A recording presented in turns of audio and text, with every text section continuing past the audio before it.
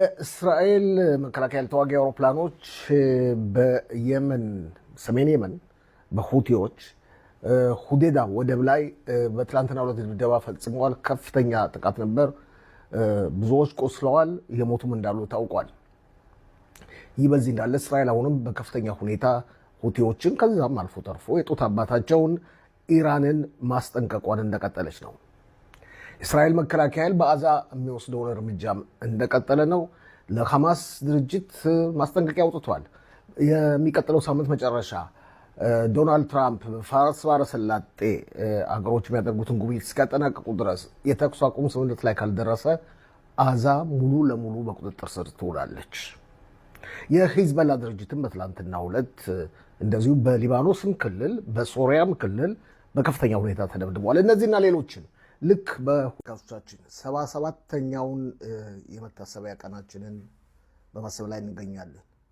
ልክ ከቀትር በፊት በ11 ሰዓት ላይ የመታሰቢያ ደውሎች ሲደወሉ የእስራኤል ሕዝብ በሙሉ መንገድም ላይ ያለው ቤትም ያለው በስራ ገበታ ላይም ያለው በየመቃብሮች ያለው በሙሉ የ2 ደቂቃ የህሊና ጸሎት አድርሷል።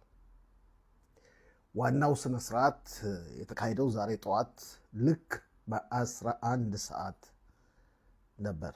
ስነ ስርዓቱም የተካሄደው ኢየሩሳሌም በሚገኘው ሄርጼል ተራራ የመሪዎቻችን የወታደሮቻችን መካነ መቃብር አጠገብ ነው።